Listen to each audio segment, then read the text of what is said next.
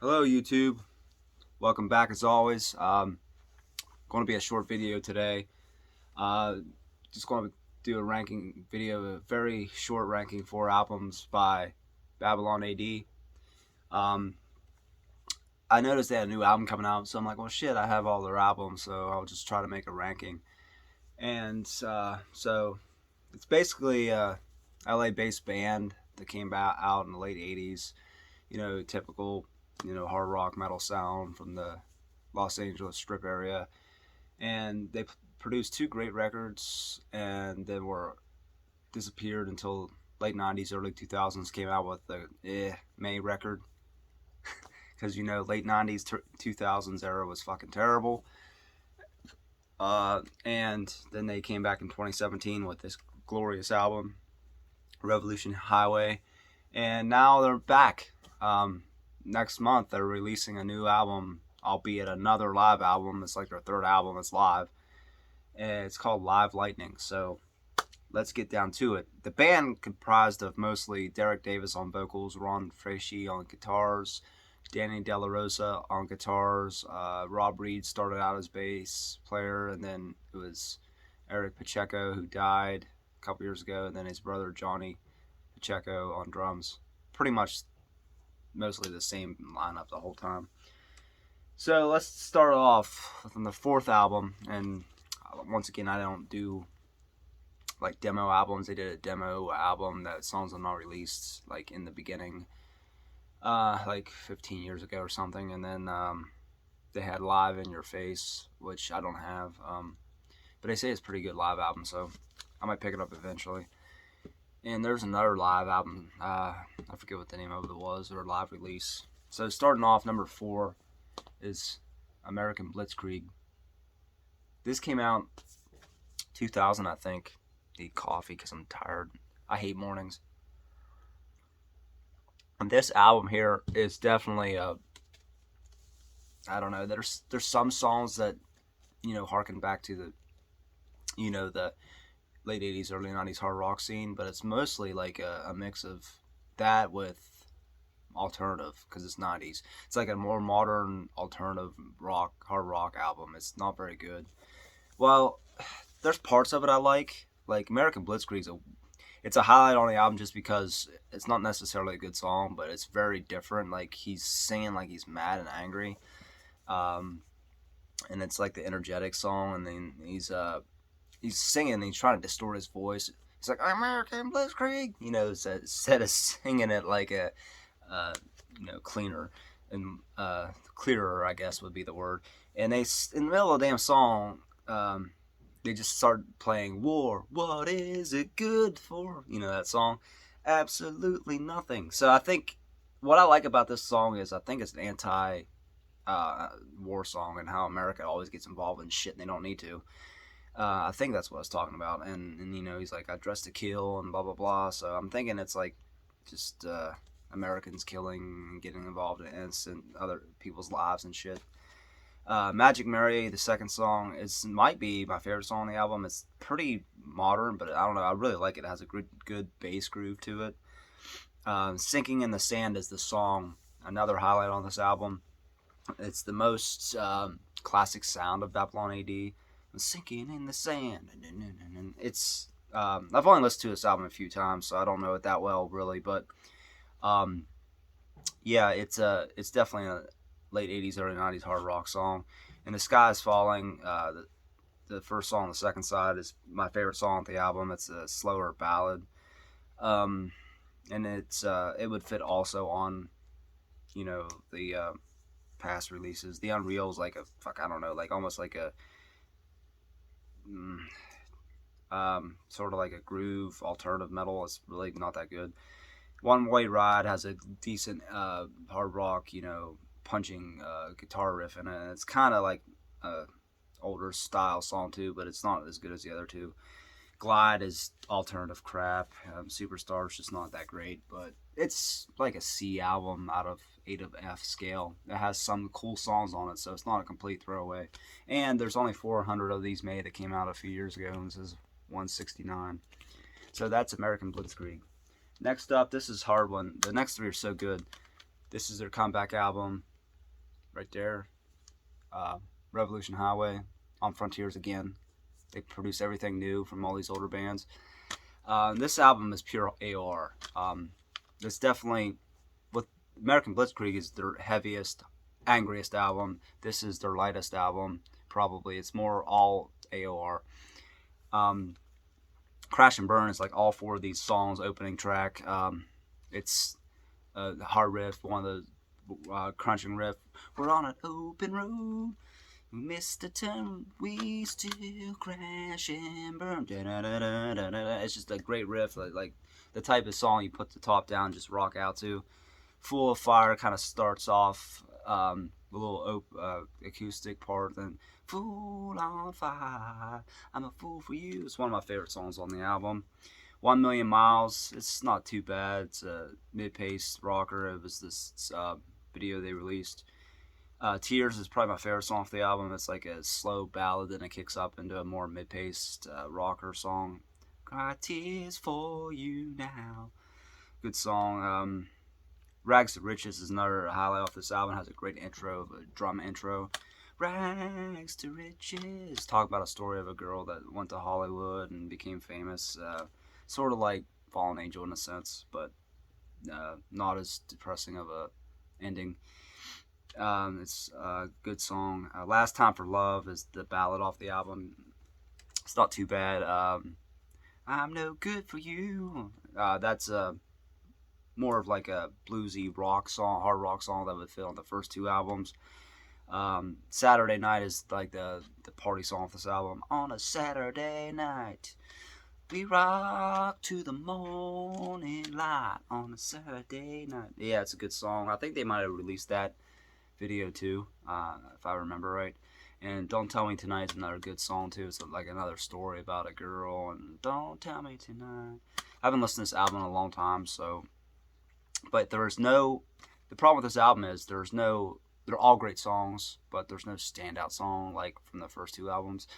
But they're all good. There's no filler on this. It's all killer, no filler, and it's definitely their more AOR album. Revelation Highway. So that's third. Second, people are going to kill me for this because it might be my favorite of Babylon A.D., but there's a reason I'll get to in a few minutes why this is second. This is everybody's favorite of Babylon A.D., and probably might be my favorite, but I'll explain why I put it second. And that's a self-titled album. It's a great fucking album. The first half especially. The second half kind of dips a little bit, so it's another reason it might be second. Everybody knows this album that knows the band. Bang Go to the Bells, maybe their most famous song. But I want love, I call on you. Bang Go the Bells. It's a great rocker. Once again, a great song to open the album. All four of their albums have a great opener track. Well, American Blitzkrieg's not really a great track, but it opens the album on a like a rocking note. Hammer Swings Down is another song that's popular with them. The hammer swings down like a ship hitting ground. Hammer swings down. Just another great rocker. Caught up in the crossfire. Desperate is the song that Baton Rouge also covered on their second album. Desperate, feel the fire for you. When the rain comes falling down, take a moment to look over your shoulder. Baby, I'm desperate too. It's a great song. It's like it's a ballad. It's probably my favorite song on the album, to be honest, or the next song. And it's really good. This blows Baton Rouge's version out of the water. I mean, that's not a terrible song, a cover, or whatever the hell you want to call it, but.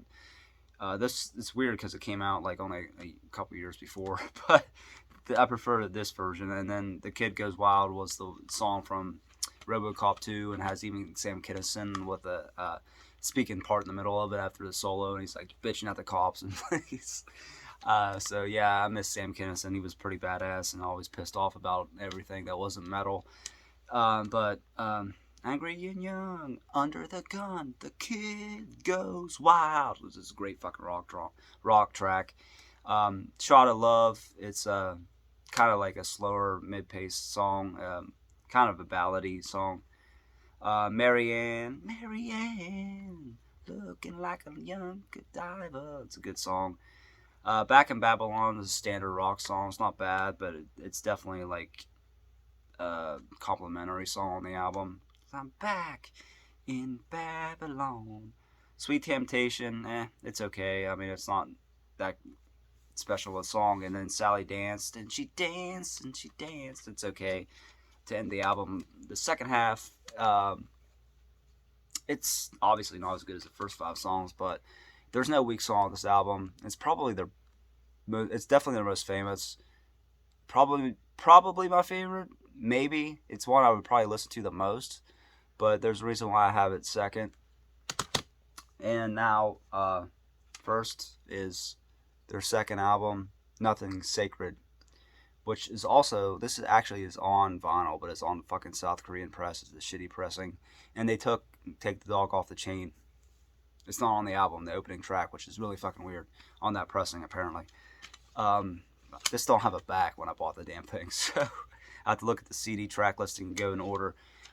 Take the Dog Off the Chain, one of the best songs on the album. Once again, a fast pace opener. Take the dog off the chain, free me. It's a great song, great opening track. And the thing with this album, Nothing Sacred and Babylon A.D., they're pretty much mirror images of each other. A lot of songs about sex and you know, just the hard rock sex songs. But this album, why I'm putting this number one, I'll get to it in a second. You know, the first half of this album also is really good. Bad Blood was the single. Bad blood pumping, running straight to your veins. Another awesome, you know, just cool rocker. Get you in the mood. And then So Savage the Heart, which is probably my favorite Babylon A.D. song. It's a typical ballad of the period. But the ballads on this album I'll get to is what sets it above Babylon A.D. Babylon A.D. songs, it's a good party. The first album, it's a good party and rock song that makes you feel good. But this album, it's more ambitious. Yes, I mean, almost most of the tracks are about hard rock sex songs, you know, but the ones that aren't, they're just better written. So that's why I have it first. And the cover is a shitty cover, so that's another reason. It came out in 92. And it's another reason, other than grunge, it didn't sell because it's a stupid cover. I mean, it probably didn't help any. And So Savage the Heart is my favorite, the next song off this album, talking about how people can be cruel and how his woman fell in love with his best friend. it's basically, you know, a heartbreak song of how fucking shitty people are. So savage the heart that beats in you. They played that live when I saw them twice and fucking love this song. So it's not just your typical ballad about, you know, love. It's being betrayed. So it's a really good song. Next up, Sacrifice Your Love, kind of like Bad Blood. Sacrifice your love, and like just a hard rock, great rock song, much like the first half of the first album. In Redemption, this is why this album's number one for me. Now, the fifth song on Babylon A.D. is "A Kid Goes Wild," which I like more than Redemption a little bit, but Redemption is a much more in-depth song. But basically, his father sexually assaults his daughter, and she begs for forgiveness for God. Basically, asks for redemption, and the subject matter is very dark. The song, if you listen to it, I mean, I bet there's a lot of people that would have like flashbacks to maybe childhood of being abused from a family, and it's really good song. And then you have the one, Down the River of No Return, which is a mellow as hell song that just you put on if you just want to find peace or meditation. I don't know how to explain it. It's all acoustic guitar, and then you have a couple like the electric guitar will come in and out every once in a while, and it's just him singing, like feels a fire inside of him, and he's just floating away. And I don't know. It's really hard to explain, but it's a very calming song. Once again, the songwriting on this album is so much better in parts than the first album. You know, the hard rock songs are basically on par with each other, but these ballads here, they're written so damn well that it's just like wow, it's they might not be like memorable in terms of any songs from this period of music, but when you listen to it, it's just like, wow, these fucking songs are written really well. And he's like down floating down the river of no return. It's just like, I mean, acoustic. Like I said, it's a song where you would put if you just want to mellow out. It's just like a perfect song for it. And then psychedelic sex reaction, another song. Wild hot honey dripping between your knees. Hold on, baby, it's a psychedelic sex reaction. Highlight of the album. Another sex song, but it's a really good, fun, fast-paced rocker. Kind of like their version of Pour Some Sugar on Me with the honey and everything. Dream Train. Now this is another. I don't know if we call it a highlight of the album, but it's like an Aerosmith tinged song, like 70s Aerosmith. But they have like banjo in it. On a train, dream train, and they have banjo playing, but then they have like a hard rock guitar solo, and it's just so I don't know, like strange to hear a banjo and then a hard rock solo coming in, and it just like I said, it's very ambitious. It's like the songs might not be as memorable as the first few songs on the debut, but that's why I'm putting this first, is because it's just banjo subject matter. The ballads are well written, so like lyrically, this album is better than the first one, even though a lot of people would disagree. Blind Ambition, another fast-paced hard rock song. Blind Ambition, burning love. Da, da, da, da. Then Slave Your Body, just another hard rock sex song, just pretty much like the first album. Off the Rose is a short acoustic piece, and then it goes into Pray for the Wicked, which is a great album closer. Pray for the wicked, whoa, pray for the wicked. Hard rock song. It's a really good song. So yeah, there's this album here is very underrated. It never gets any love, so that's why I'm putting it first, because the middle of the album, the ballads, the way they're written, the subject matter, the banjo esque Aerosmith song, it's just it's more, like I said, more ambitious, more diverse in parts, because both albums mirror each other with the hard rock sex songs. So pretty much the 3 or 4 songs on that the second album puts it above for me, just because it's well written. The subject matter about like sexual abuse, the banjo, the Down the River and No Return. It's just, they don't do that on the first album. The first album's all straightforward hard rock with 2 ballads maybe. So yeah, while it's not as memorable as the debut, I think it's better in other regards. So that's my ranking of Babylon A.D. And I kept talking. It's almost fucking 20 minutes long for 4 albums. So anyway, I'll put a link again of a video I did previously. And thanks for watching, everybody. Let me know if you like Babylon A.D. What's your favorite Babylon A.D. album or track? And I'll hit you around next time whenever I make a video. So keep on rocking. Peace.